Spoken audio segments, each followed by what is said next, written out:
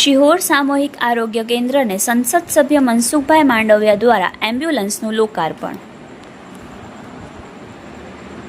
શિહોર સામૂહિક આરોગ્ય કેન્દ્રને સંસદ સભ્ય સ્થાનિક વિકાસ વિસ્તાર યોજના MP મનસુખભાઈ માંડવિયા દ્વારા એમ્બ્યુલન્સ અર્પણ કરવામાં આવી હતી.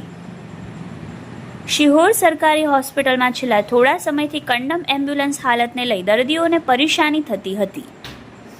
જેને લઈ સરકારી હોસ્પિટલના સુપ્રિન્ટેન્ડન્ટ દ્વારા શિહોર સરકારી હોસ્પિટલ માટે નવી એમ્બ્યુલન્સ માટે રજૂઆત કરવામાં આવેલ હતી, જે અંગે કેન્દ્ર સરકારના તત્કાલીન આરોગ્ય મંત્રી ડોક્ટર મનસુખભાઈ માંડવિયાએ આશરે 10 લાખની ગ્રાન્ટમાંથી જિલ્લા પંચાયત ભાવનગર મારફતે ખરીદી કરીને આ નવી એમ્બ્યુલન્સ વાહન ટાટા વિંગર ગાડી શિહોર CHC હોસ્પિટલ માટે ફાળવવામાં આવી હતી,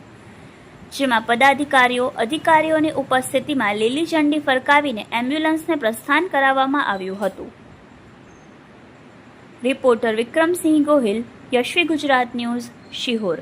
શિહોર હોસ્પિટલમાં સિનિયર આસિસ્ટન્ટ તરીકે ફરજ બજાવું છું. ઘણા લાંબા સમયથી આપણે શિહોર હોસ્પિટલમાં એમ્બ્યુલન્સ બંધ હાલતમાં કંડમ થયેલી હતી અને આપણે અવારનવાર વડી કચેરી તેમજ તમામને રજૂઆત કરતા હતા. આ સમય દરમિયાન આપણે મનસુખભાઈ માંડવિયા આરોગ્ય મિનિસ્ટરને આપણે આ બાબતની રજૂઆત કરેલી અને એમના તરફથી આપણને 10 લાખની ગ્રાન્ટ આયોજનમાં ફાળવવામાં આવેલી હતી અને એ આયોજનની ગ્રાન્ટ જિલ્લા વિકાસ અધિકારી જિલ્લા આરોગ્ય કચેરી દ્વારા આ એમ્બ્યુલન્સની ખરીદી કરી અમને કાલે ફાળવવામાં આવેલી છે અને આ ગાડી